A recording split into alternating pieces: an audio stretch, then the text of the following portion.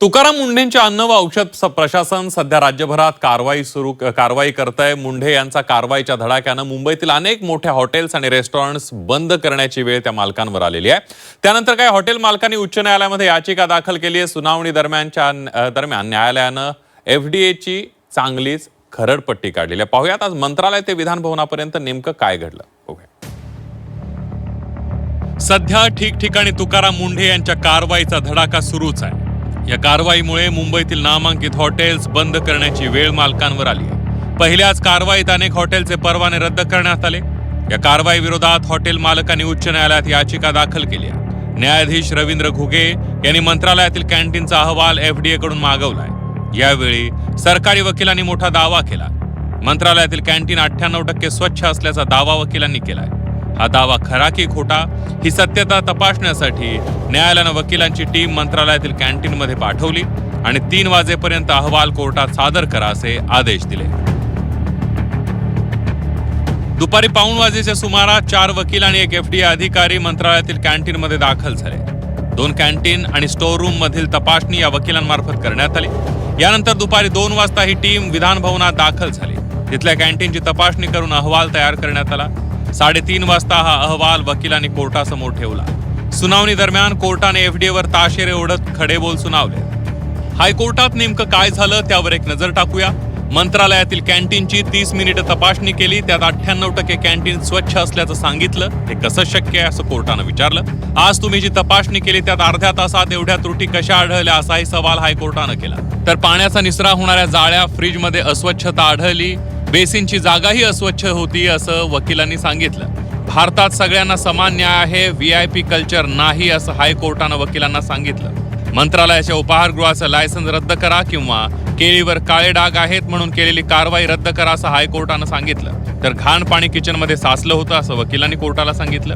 जमिनीवर अस्वच्छ पाणी होतं, नळांची गळती सुरू होती, फ्रीज अस्वच्छ होतं असंही वकिलांनी न्यायालयाला सांगितलं। फ्रीजपेक्षा चपलेचा स्टँड स्वच्छ असतो का असा सवाल हायकोर्टानं वकिलांना केला। एफडीएच्या अधिकाऱ्यांनी कोर्टाला खोटं सांगितलं, हा न्यायालयाचा अपमान असल्याचंही हायकोर्ट म्हणाले। कॅन्टीन 98% स्वच्छ असल्याचं एफडीएनं सांगितलं होतं। अनियमितता आढळली तर नोटीस द्यायला हवी, सुधारणेसाठी संधी द्यायला हवी असं हायकोर्टानं मत व्यक्त केलं। आम्ही दुसरी संधी देतो, तुम्ही थेट परवाने रद्द करतात असं हायकोर्टानं सुनावलंय। तुम्ही चांगलं काम करतायत हे मान्य आहे, मात्र सर्वांना समान न्याय दिला पाहिजे असंही कोर्टानं सुनावलंय। तुम्ही मंत्रालयाच्या उपाहारगृहाचा परवाना रद्द करा किंवा त्यांचा परवाना पूर्ववत करा असं हायकोर्टानं म्हटलंय। एफडीएच्या अधिकाऱ्यांची भूमिका दुटप्पी असल्याचंही हायकोर्टानं यावेळेला म्हटलेलं आहे। आम्ही वकिलांना पाठवलं नसतं तर एफडीएच्या अधिकाऱ्याने दिलेला अहवाल मान्य करावा लागला असता असंही कोर्ट म्हणाले। मंत्रालय आणि विधान भवनाच्या कॅन्टीनचा रिपोर्ट कॉपी पेस्ट असल्याचं हायकोर्टानं म्हटलेलं आहे। 6 ऑगस्टला या प्रकरणातली पुढील तारीख हायकोर्टाकडून देण्यात आली आहे।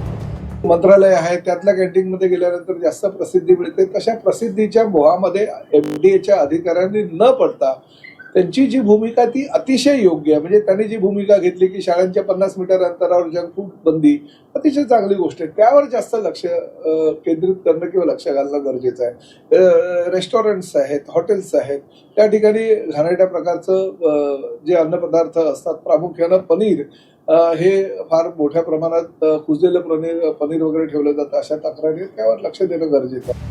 वकिलांच्या पाहणीमध्ये कॅन्टीनमध्ये अस्वच्छता दिसली, त्यामुळे मंत्रालय आणि विधान भवनातल्या कॅन्टीनला सुधारणा करण्याची नोटीस बजावण्यात येणार आहे। थेट लायसन्स रद्द करण्यात आलेल्या हॉटेल चालकांनाही सुधारणा करण्यासाठी नोटीस देण्यात येणार आहे। तसंच मंगळवारपर्यंत मंत्रालय आणि खासगी आस्थापनांना सुधारणेसाठी वेळ देण्यात येऊन पुन्हा तपासणी होणार आहे।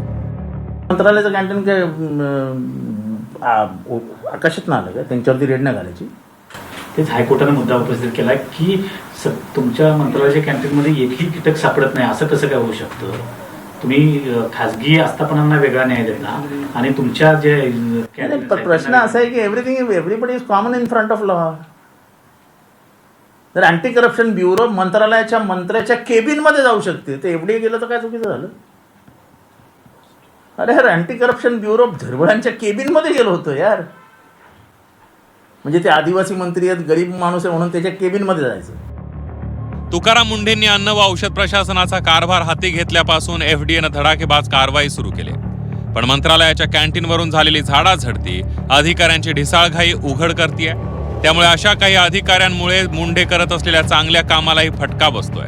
त्यामुळेच आता कोर्टाने ताशेरे ओढल्यानंतर एफडीएच्या कार्यपद्धतीत काही बदल होतोय का, की मुंडेंचा धडाकेबाज कारवाईचा सपाटा सुरूच राहतोय ते पाहणं महत्त्वाचं ठरणार आहे. सीमा आढे, झी 24 तास, मुंबई.